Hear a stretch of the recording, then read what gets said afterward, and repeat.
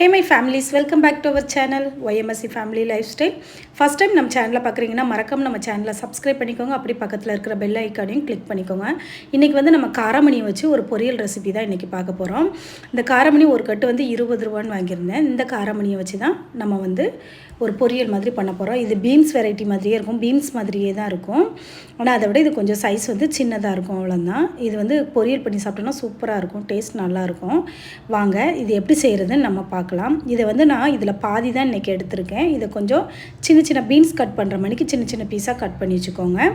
ஒரு பல்லாரி கட் பண்ணியிருக்கேன், ஒரு சின்ன தக்காளி, கொஞ்சம் 2 பச்சை மிளகா, கருவேப்பிலை, இது அவ்வளோத்தையும் நம்ம வெட்டி வச்சுருக்கலாம். நான் வந்து இந்த காரமணி வந்து கிராஸ் சைஸாக தான் வெட்டியிருக்கேன், நீங்கள் எப்படினாலும் கட் பண்ணிக்கோங்க.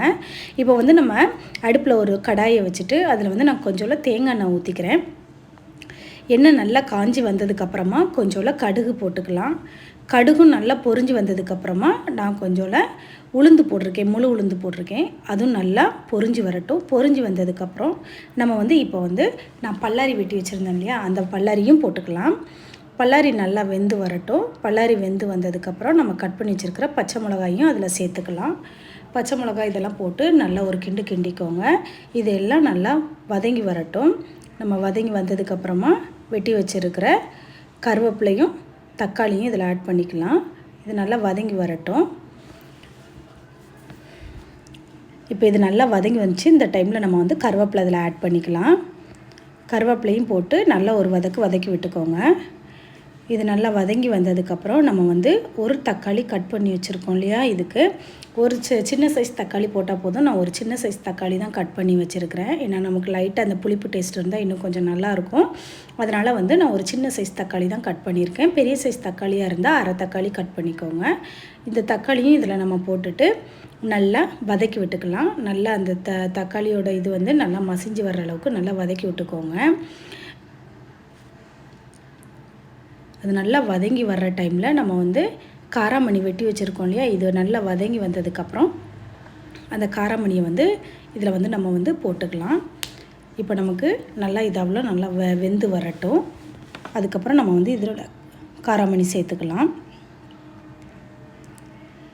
இந்த பயிர் வந்து நல்லா இருக்கும் சாப்பிட்றதுக்கு, பீன்ஸ் மாதிரி டேஸ்ட்லேயே தான் இருக்கும் பாருங்கள். இப்போ அந்த டைமில் நம்ம வந்து அந்த காராமணி பயிரை வந்து இதில் போட்டுக்கலாம். இதில் போட்டு நல்லா அதையும் நல்லா கிண்டி விட்டுக்கலாம். எண்ணெய் நம்ம அந்த எண்ணெயிலேயே கொஞ்சம் வதக்கலாம். நான் வந்து இது வந்து தண்ணி ஊற்றி வேக வைக்கலை. தண்ணி ஊற்றி வேக வைக்க வேண்டாம். நம்ம வந்து சிலர் வந்து தண்ணி ஊற்றி வேக வைப்பாங்க. நம்ம வந்து தண்ணி ஊற்றி வேக வைக்காமலே அந்த எண்ணெயிலேயே நல்லா வதக்கிட்டு நம்ம ஒரு மூடி போட்டு வேக வைக்கும்போது அந்த மூடியிலேருந்தும் நமக்கு வந்து தண்ணி வந்து ஃபார்ம் ஆகி வரும். அந்த இதுலேயே நமக்கு அது நல்லா வெந்து வந்துடும். நம்ம வந்து இது வேகிறதுக்கு தேவையான அளவு உப்பு போட்டுக்கலாம். அந்த கூட்டுக்கு தேவையான அளவு உப்பு போட்டுக்கலாம். நம்ம வந்து தீயை வந்து ரொம்ப குறைச்சி வச்சு சிம்மிலேயே வச்சுக்கோங்க. அப்போ தான் அது வந்து அடி பிடிச்சிடாமல் கரெக்டான வேக்காடில் வெந்து வரும். நம்ம தீயை வந்து கொஞ்சம் அதிகமாக வைக்கும்போது என்ன ஆகும்னா அது வேகாமலே சீக்கிரத்தில் அடி பிடிச்சிரும், வெந்த மாதிரி இதாகிருக்கும். ஆனால் நம்மளுக்கு சவைச்சி சாப்பிடும்போது அது வந்து வெந்த டேஸ்ட்டு இருக்காது. அதனால் தீயை வந்து எப்போவுமே பொரியல் பண்ணும்போது நம்ம வந்து சிம்மில் வச்சு பண்ணுறது ரொம்ப நல்லது. இப்போ இதெல்லாம் நல்லா உப்பெல்லாம் போட்டு நல்லா வதக்கி விட்டுட்டு நல்லா எல்லா இடத்துலையும் உப்பு எல்லா பீன்ஸ்லேயும் படுற மணிக்கு வதக்கி விட்டுட்டு நம்ம ஒரு மூடி போட்டு இதை ஒரு 5 மினிட்ஸ் வேக விட்டுக்கலாம். அடிக்கடி நம்ம இதை வந்து மூடி திறந்து கிளறி விட்டுக்கணும். இந்த டைமில் நான் ஒரு 2 பல் பூண்டு எடுத்து அந்த தோலோடையே இதை வந்து நான் தட்டி எடுத்துக்கிறேன்.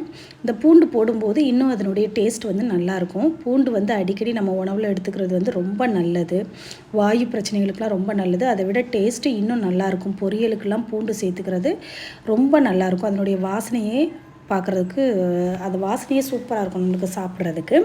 இப்போ நம்ம மூடி திறந்து ஒரு கிளறிக்கலாம். பாருங்கள், எனக்கு அடி பிடிக்காமல் கரெக்டாக தண்ணியே ஊற்றலாம், நான் வெந்து வருது.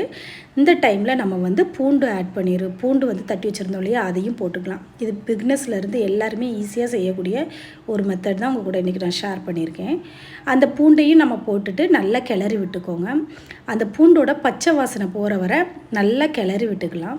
அதுக்கப்புறம் இதுக்கு வந்து மூடி போட்டு நம்ம வேக வச்சு அப்பப்போ நம்ம கிளறி விட்டுக்கணும். அப்புறம் நான் கொஞ்சம் அரை முறி தேங்காய் எடுத்து கொஞ்சம் திருவி வச்சுருக்கிறேன். நான் வந்து இன்றைக்கி திருவண்ண தேங்காயை தான் இதில் சேர்க்க போகிறேன். உங்களுக்கு வேணும்னா முழு தேங்காவாக போட வேண்டாம்னு தோணுச்சுன்னா கொஞ்சம் சீரகம் போட்டு ஒரு பல்ஸ் கொடுத்து வேணாலும் போட்டுக்கலாம். நான் வந்து இன்றைக்கி முழு தேங்காவாக தான் திருவண்ண தேங்காய் தான் போட்டிருக்கேன். அரை முறி தேங்காய் திருவி எடுத்து அதில் கொஞ்சம் அந்த கூட்டுக்கு தேவையான அளவு போட்டு நல்லா அதை கிண்டி விட்டுட்டு ஆஃப் பண்ணிட வேண்டியதான். நம்ம ரொம்ப நேரம் வேக வைக்கணும்னு தேவையில்லை. பாருங்கள், எனக்கு நல்லா வெந்து வந்துருச்சு. பாருங்கள், நம்மளுக்கு வந்து இப்போ காராமணி பொரியல் வந்து ரெடியாக ஆயிடுச்சு. ரொம்ப டேஸ்ட்டாக இருக்கும். இது சாப்பிட்றதுக்கு நல்லா சுவையாகவும் இருக்கும். இதை மாதிரி நீங்கள் வீட்டில் செஞ்சு பாருங்கள். செஞ்சு பார்த்துட்டு இதனுடைய டேஸ்ட் வந்து எப்படி இருந்துச்சுன்னு மறக்காமல் நமக்கு கமெண்ட் பண்ணுங்கள். இந்த வீடியோ பிடிச்சிருச்சுன்னா லைக் பண்ணுங்கள். தேங்க்யூ.